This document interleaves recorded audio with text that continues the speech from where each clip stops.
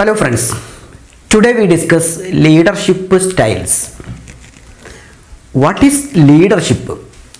Leadership can be expressed as the ability of a manager to induce his subordinates to work with confidence and passion. Leadership is an interpersonal process by which managers influence and guide workers towards attainment of goals.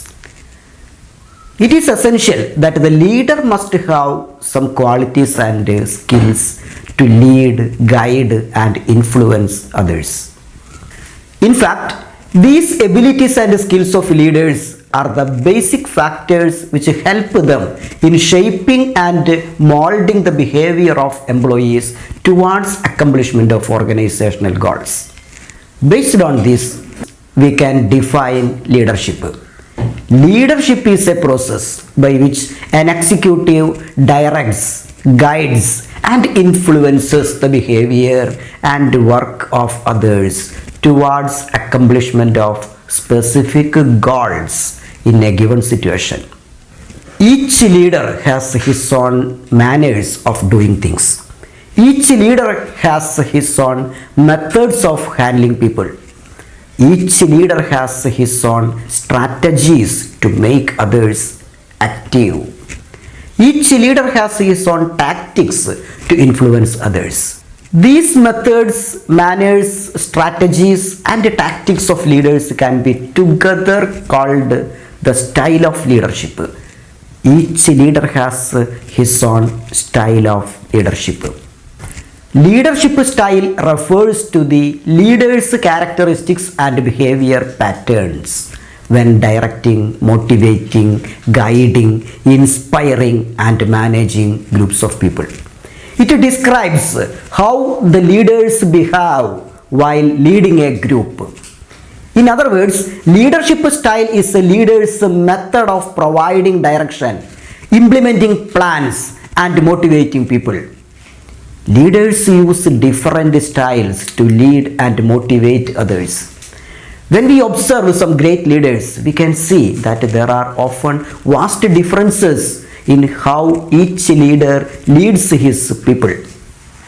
Researchers have developed different theories and frameworks to understand these different leadership styles. In 1939, an article was published in the Journal of Social Psychology by a team of psychologists. The team leader was Kurt Lewin. Members included Ronald Lippitt and Ralph K. White. Title of the article was Patterns of Aggressive Behavior in Experimentally Created Social Climates. It was in this article the leadership styles were explained for the first time. As per this, the leadership styles are Autocratic style, Democratic style, and Laissez-faire style. Three styles were described in that article. Later, a number of articles were published in different publications on the leadership styles.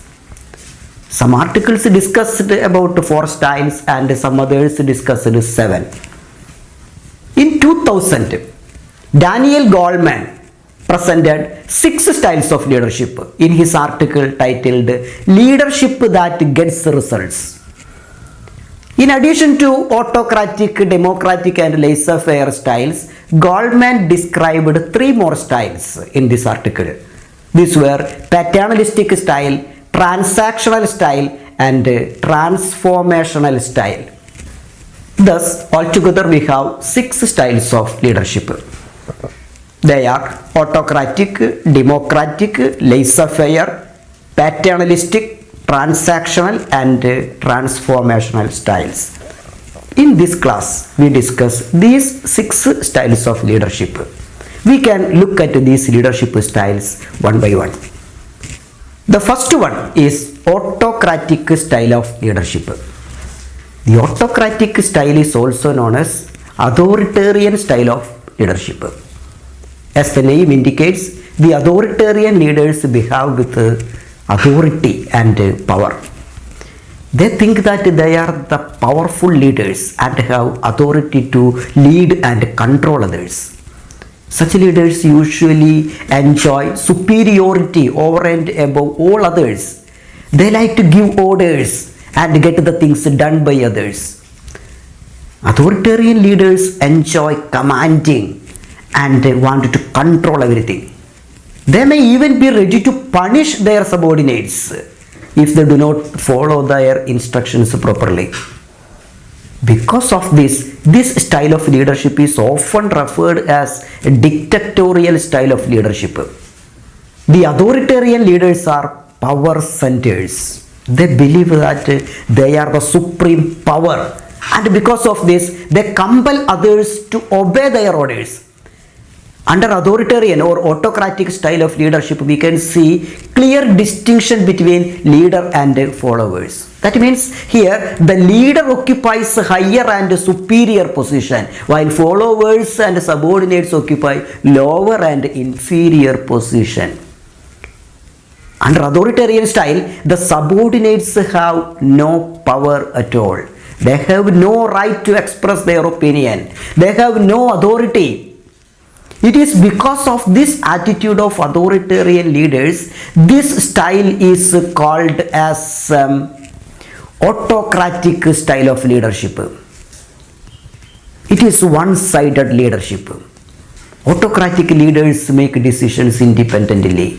They do not consider the opinions of subordinates. They take little or no input from the group members. When we look at the main features of autocratic leadership, we can see that here the decisions are taken by the leader himself, and the subordinates have no role in decision making. The communication, it is mostly one way. It is always downward communication. It flows from top to bottom. Another feature is the dominating attitude of the leader. He always wants to control others, and for the purpose give orders and instructions. The subordinates are supposed to follow the orders of the leader without any objection. The autocratic approach can be a good one when the situation calls for quick decisions. It is best applied to situations where there is little time for group decision making, or where the leader is the most knowledgeable member of the group. However, in most of the situations, authoritarian leadership style may be hostile to an organization. This is because of the autocratic or dictatorial approach of the leader. Autocratic leaders never seek for feedback. That means they are not ready to consider the opinion of others. It also means that they believe that their actions are always correct. In the case of decisions, autocratic leader takes the decision and tells the people what to do. Autocratic leaders rely on positions and authority. They never rely on relationships. They never socialize with subordinates. Here, the leader is not giving any respect to the opinions and values of subordinates. Because of this approach, the subordinates may feel neglected, and they may even move against the leader. An authoritarian style of leadership may create a climate of fear among subordinates. It also leads to greater employee absenteeism and turnover. The subordinates may not be completely satisfied with this style. Okay, this is about autocratic style of leadership. Next is democratic style of leadership. This style is also called participative style of leadership. According to Kurt Lewin, out of the three styles described by him, democratic leadership is the most effective style of leadership. Democratic leaders often seek guidance from group members and participate them in the decision-making process. It means that democratic leaders consider the opinions of subordinates and allow them to make their suggestions in solving problems. Thus, the employees and subordinates get participation in management. This is why the democratic style of leadership is often termed as participative leadership. However, it doesn't mean that the managers always follow the instructions of subordinates in decision making. Participative leaders encourage group members to participate, but they at the same time retain the final say with themselves. Under this style, the group members feel engaged in the process and it motivates them and also make them happy and creative. Democratic leaders tend to make the followers feel that they are important part of organization. It is believed that the democratic style can extract trust and promote team spirit and cooperation among employees. This style of leadership can lead to better ideas and more creative solutions to problems because group members are encouraged to share their thoughts and ideas. Democratic leadership works best in situations where group members are skilled and efficient to share their knowledge. Under this style, the leader guides followers on what to perform and how to perform, while the followers communicate to the leader their experiences and suggestions. The advantage of this leadership style is that it leads to satisfied, motivated, and more productive subordinates. It leads to an optimistic work environment and encourages creativity. However, this style of leadership requires much time to take decisions, as the decisions are taken after making consultations with the followers or subordinates. Therefore, in those situations where speedy decisions are required, this style may not be suitable. Okay, now we can move on to the next style of leadership. It is the laissez-faire style of leadership. Laissez-faire is a French word which means non-interference into the affairs of others. As the title indicates, these leaders do not interfere into the affairs of subordinates or followers. It means that laissez-faire leaders provide complete freedom to followers. It is a full freedom style. Therefore, it is often termed as free rein style. The laissez-faire leadership style is just the opposite of the autocratic style. Unlike autocratic leaders, laissez-faire leaders allow followers to enjoy complete freedom. Under this style, the leaders delegate or give all rights and powers to subordinates and do not make any control over them. Therefore, the laissez-faire leadership is also known as delegative leadership. Here, all the rights and powers to make decisions are fully delegated to the followers or to the subordinates. The laissez-faire leaders normally do not make any decisions, do not give any directions to subordinates, do not evaluate their performances. It means that the delegative leaders give little or no guidance to group members and leave the responsibility of decision making to the group members. Here the leaders totally trust their employees or their team and allow them to perform the job themselves. That means under this style, the subordinates need to follow some self-rules and self-discipline. However, under this style, the leaders may provide all materials necessary to accomplish their goals, but does not directly participate in decision making. Laissez-faire style may be effective in some situations. This is an effective style to use when the followers are highly skilled, experienced, educated, and self-disciplined. It would be effective if the followers have pride in their work. It also works well in situations where followers have more knowledge than the group leader. It is also effective if followers are trustworthy. Otherwise, this style often leads to poor motivation and very poor performance.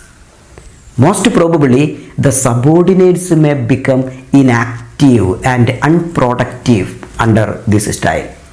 Because of this, the delegative or laissez-faire style is considered the least productive style of leadership. Some researchers have suggested that laissez-faire leadership can actually be considered as non-leadership or leadership avoidance. Next is the paternalistic or protective style of leadership. Here, the leaders exhibit the paternal or parental nature. They take care of their subordinates and are more concerned about their well-being. Under the paternalistic style, the relation between leader and followers is something like parent and children or something emotional. That means the paternalistic leaders treat subordinates like family members and expect such a behavior from them also. And because of this, the leaders take care of subordinates and expect to receive complete trust and loyalty from them. Workers under this style of leadership are expected to become totally committed to what the leader believes and will not work independently. Under this style, the relationship between the leader and subordinates is extremely solid. The workers are expected to stay with the organization for a longer period of time because of this loyalty and trust. The paternalistic leadership style has some drawbacks. This style is something emotional and the leader expects complete loyalty from the subordinates. Because of this, favoritism may enter into decision-making process. The leaders here tend to take decisions favorable to loyal subordinates and may exclude those who are less loyal. The decisions may get biased under this style. Later it may bring in some problems in the organization. Next is the transactional leadership. The transactional leadership style views the leader-follower relationship as a transaction. This style is mostly described in an organizational environment. In an organization, we can see both employers and employees. Here, leaders are the employers and followers are the employees. This employer-employee relation is similar to leader-follower relation. When a person is joined in an organization as an employee, he is accepting a position in that organization and also agrees to obey the superiors. This employer-employee relationship is described as a leader-follower relationship under transactional leadership style. What is transaction?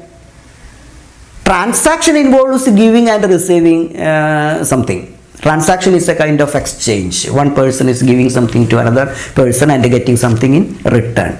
In an organizational environment, the employees offer their services and accept remuneration in return.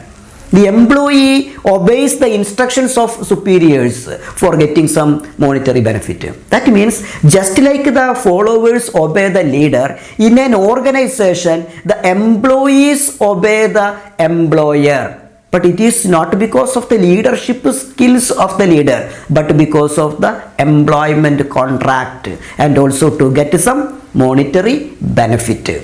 Here there is a give and take contract. Because of this give and take actions, the organizational leadership is considered as transactional leadership. One of the main advantages of this leadership style is that it creates clearly defined roles. It is based on the authority-responsibility relations. It is built upon the rules and regulations existing in an organization. Here people know what they are required to do and what they will be receiving in exchange. Transactional leaders focus their leadership on motivating followers through a system of rewards and punishments. Their intention is to motivate employees to work more, Therefore, these leaders identify the needs of their followers and give rewards to satisfy those needs in exchange for a certain level of performance. Transactional leadership focuses on results, conforms to the existing structure of an organization, and measures success on the basis of output and profit. Transactional leaders have formal authority and positions of responsibility in an organization. This style of leader sets the criteria for their workers according to previously defined requirements.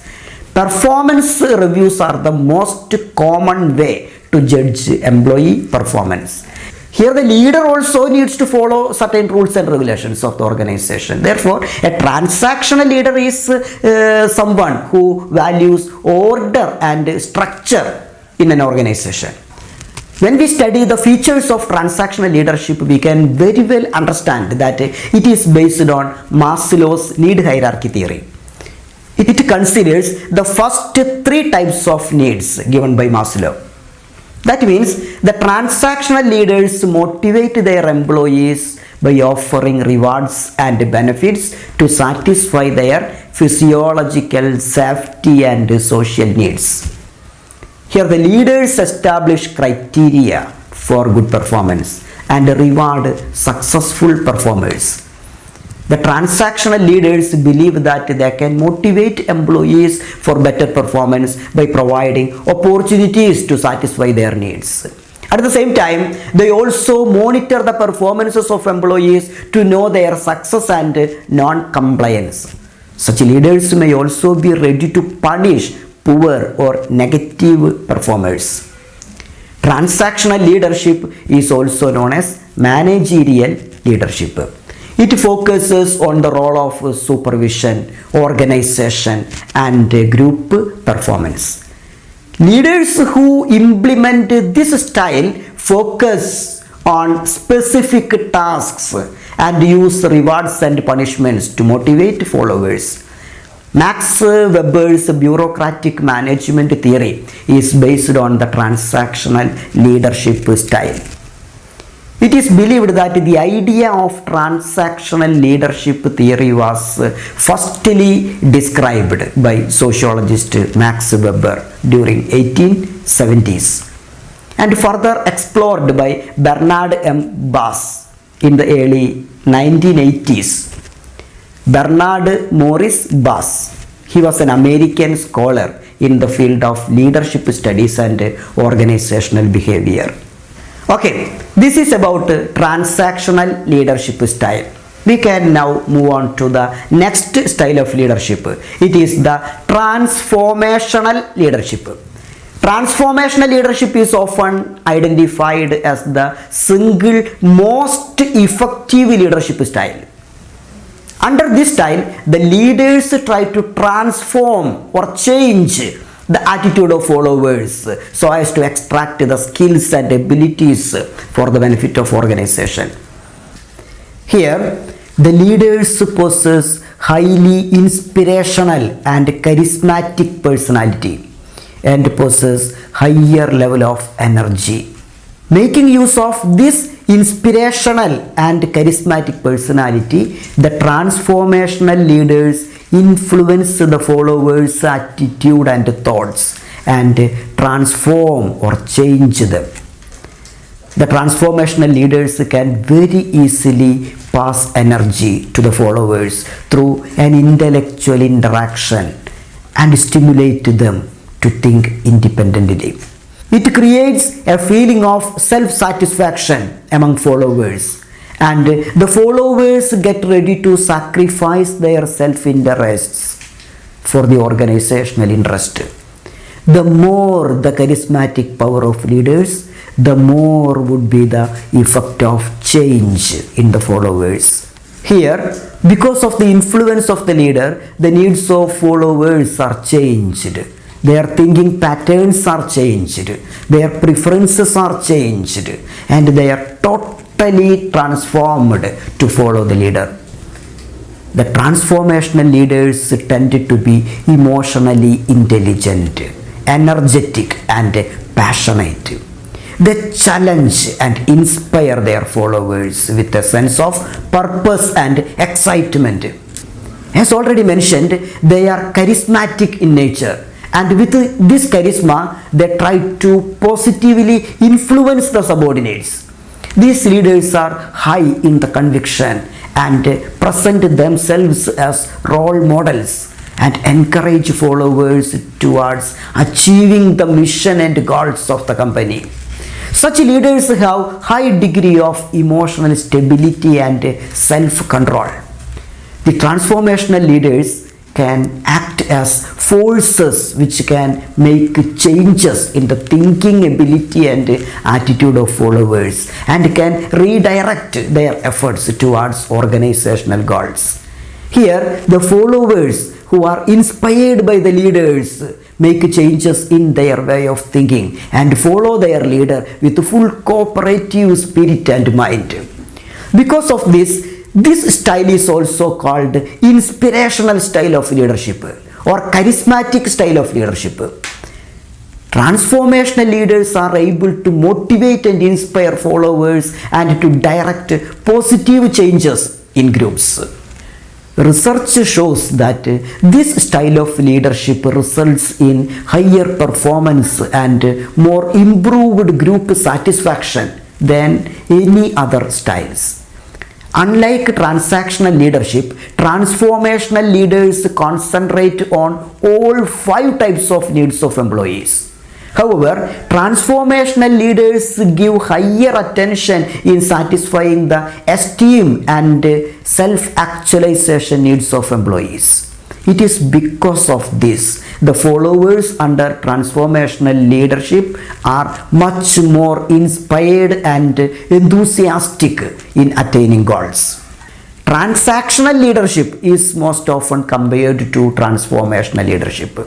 We can make a comparative analysis between these. Transactional leadership works well in a structured organizational environment. Transformational leadership requires no organizational structure. It is built on the charismatic personality of leaders. Transactional leaders use reward and punishments to gain compliance from their followers. Transformational leaders inspire and motivate followers, and here the followers cooperate with the leader wholeheartedly.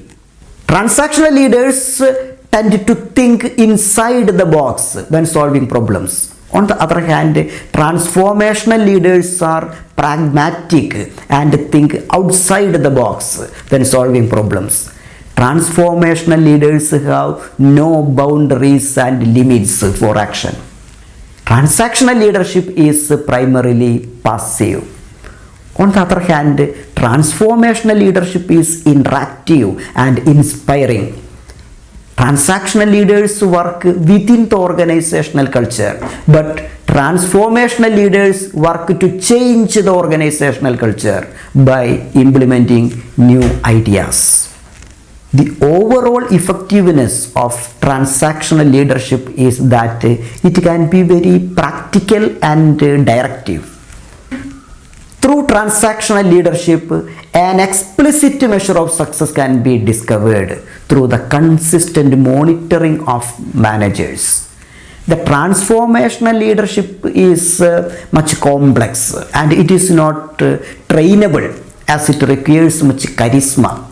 If the leader makes use of this charisma for wrong purpose, it would be quite disastrous. Okay, so far we could see different styles of leadership.